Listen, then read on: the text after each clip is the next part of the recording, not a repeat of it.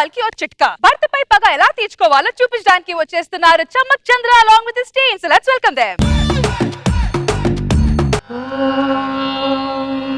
కౌసల్యా సుప్రజా రామ పూర్వా సంధ్యా ప్రవర్తతే ఉత్తిష్ట నరశా. రేణుకా రేణుకా ఏమండి నేను బయటికి వెళ్ళాలి. చూసాయి అక్కడ పెట్టండి సోఫా దగ్గర.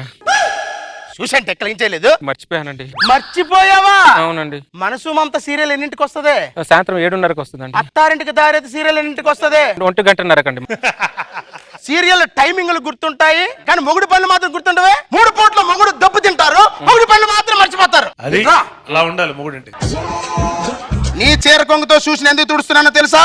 గుర్తుంటుందని కాదు, సిగ్గొస్తుందని. బురదలో పంది బతుకుతుంది, నువ్వు బతుకుతున్నావే. రెండిటికి తేడా లేదు.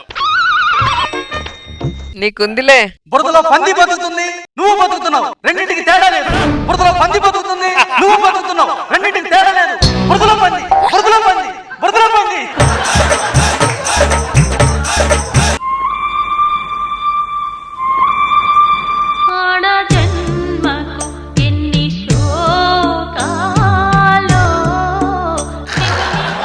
అత్తయ్యవా? రేణుకా ఏంటి మేనక? ఏం లేదక్క, ఫంక్షన్ కి వెళ్తున్నా. నీ పట్టు చీర ఉంటే ఇస్తావా? ఇస్తాను కానీ నాకు ఒక సాయం చేస్తావే? ఏంటా సహాయం? ఒక 2 నిమిషాలు మా ఆయన చొక్క వేసుకుంటావా? సరే ఇవ్వు. రేణుకా, మీ అన్న చొక్క వేసుకున్నాను చూడు. అయిపోయింది. ఏరా, బురదలో పందికి నాకు తేడా లేదా? రాత్రైతే ఈ పంది పక్కన కదా నువ్వు పడుకున్నది.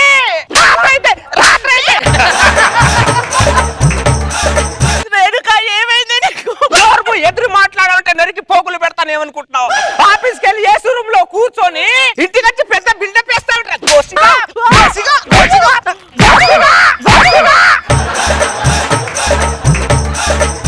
ఏరా, సినిమాలు తీసుకెళ్ళంటే బడ్జెట్ లేదంటావు, సీరియల్ చూస్తానంటే వద్దంటావు. సినిమాలు చూడక సీరియల్ చూడక ఎవరు చూడాలరా? పక్కింటోని చూడాలరా? పక్కింటోని చూడాలరా?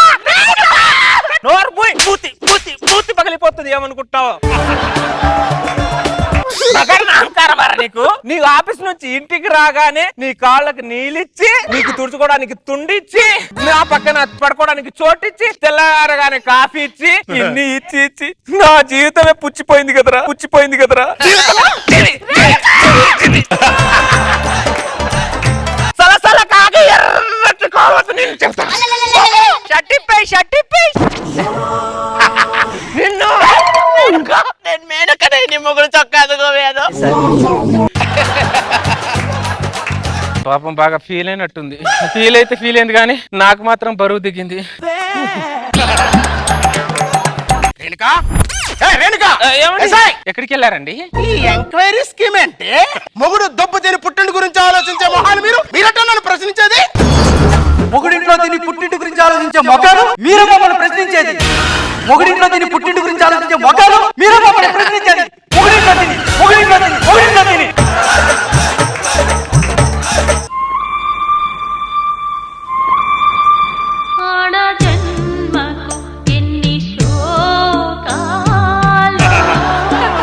వాడిని వదలను, వాడిని చంపేకపోతే ఈరోజు చూడు. రష్మి, ఒకసారి మా ఆయన చొక్క వేసుకో ప్లీజ్. రష్మి, నా డ్రెస్ బాగుంది ఈ రోజు. ఒక్కసారి వేసుకో రష్మి. లేదు. సాటి ఆడదాని బాధను అర్థం చేసుకో. నువ్వే ఆడదానివి, నువ్వే ఆడదానివి. రేపు నీ కాబోయే మొగుడు నాలాంటి మొగుడు లాగా దొరికిపోడు. నీ మొగుడు చొక్క నువ్వు వేరే దాటి ఆడదాన్ని వేయకపోవు. ఇదే నా శాపం, ఇదే నా శాపం.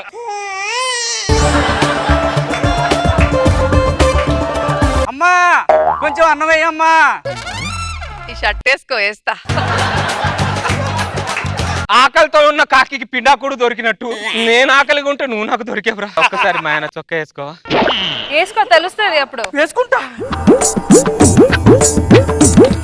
చొక్కా వేసుకున్నానమ్మా.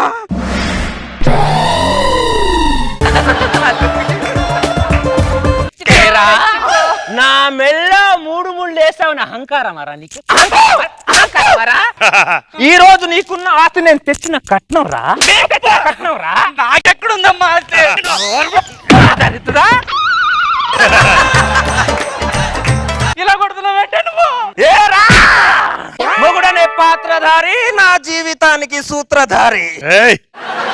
ఎన్ని సంవత్సరాలు భరించాలరా నీకు నేను? ఎన్ని రోజులు భరించాలరా? ఎన్ని రోజులు భరించాలి? ఒక్క నిమిషం, నువ్వు నాన్ సింక్ లో ఉన్నావో నేను నాన్ సింక్ లో ఉన్నాను అర్థం కావట్లేదమ్మా, కానీ సీన్ మాత్రం నాన్ సింక్ లో జరుగుతుంది. వాడు నీ మొగుడు కాదే, వాడు ముస్తాడు, వాడు వదిలేయ్. భార్య భర్తలు గొడవ మధ్యలో వచ్చావనుకో తలకాయ పగిలిపోతుంది ఏమనుకుంటున్నా.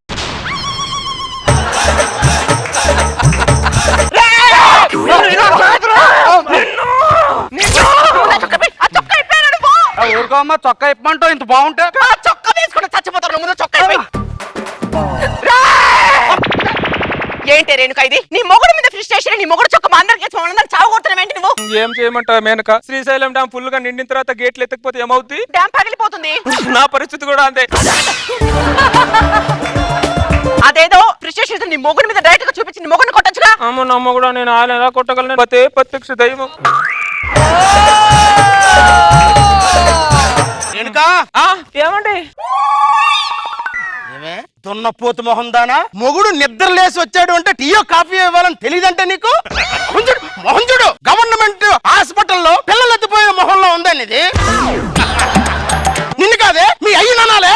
ఆపుతావా మురళి? ఇక నువ్వు ఆపుతావా? నీ ఫ్రస్ట్రేషన్ మొత్తం నీ పిల్ల మీద చూపిస్తావు. అదేమో దాని ఫ్రస్ట్రేషన్ ని మాకు నీ చొక్కా వేసి మరి వాయగొడుతుంది తెలుసా ఇక్కడ. ఇది నిన్ను వాయిగొట్టిందా? నన్ను మాత్రమే కాదు, ఈ గల్లీలో ఉన్న వాళ్ళందరినీ వాయగొట్టింది అది. అవును, నన్ను కూడా కొట్టింది నీ చొక్కా వేసి. అదేందో సుక్కా వేసి కొడతారు అందరూ, నీ బెల్లమేమో చొక్కా వేసి కొడుతుంది. ఈ పనికి మాలింది మిమ్మల్ని కొట్టిందంటే నేను నమ్మనా. నమ్మవా? ఒకసారి 3 చొక్కాలి. ఎందుకు? కనుక పెద్ద మనిషి 3 చొక్కాలి. సరే, ఇదిగో రేణుక, నీ 3 చొక్కాలు వేసుకున్నావు, ఒక్కసారి చూడు. అపరిచితుడు.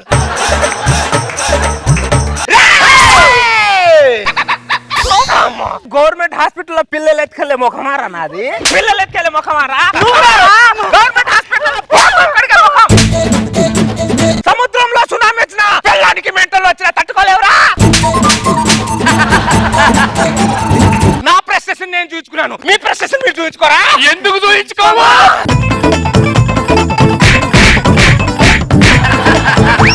ఇంకొకసారి నువ్వు దాన్ని కొట్టావనుకో, మేమందరం కలిసి నేను కుక్కని కొట్టినట్టు కొడతాం, జాగ్రత్త. పాపిష్టి ముఖాలు మా ఆయన ఎలా కొట్టారు చూడు, వాళ్ళ చేతులు పడిపోను. బర్ణాలు రాస్తావేంటే? ఈ స్కీమ్ ఏంటే? మీ ప్రెస్టేషన్ నా మీద చూపించారు, నేను నా ప్రెస్టేషన్ సమాజం మీద చూపించా. సమాజం ఊరుకుంటుందా? వాళ్ళ ప్రెస్టేషన్ కూడా వాళ్ళు చూపించుకుంటారుగా. దీన్నే న్యూటన్ సిద్ధాంతం అంటారు. ఆడదానికి మగాడికి బెండకాయ పులుసుకి చేపల పులుసుకి ఎంత తేడా ఉంటుందో అంత తేడా ఉంటుంది. మగాడు తినగానే సప్పన వెళ్ళిపోతుంది, మరి చేపల పులుసు ఆడది చూసుకొని తినాలి. ఏమండి, ఉంటాను. మళ్ళీ అతి వినయం. అరే శంకర్ గా, మనం కొట్టినా తిట్టినా ఆడవాళ్ళు సైలెంట్ గా ఉంటున్నారని చెప్పి పిల్లల్ని కొట్టకరా. అదేదో నోటం సిద్ధాంతం అంట కొత్తగా మార్కెట్ లో అమలైందట్రా, చూసుకోరా బాబు. రే అమ్మో.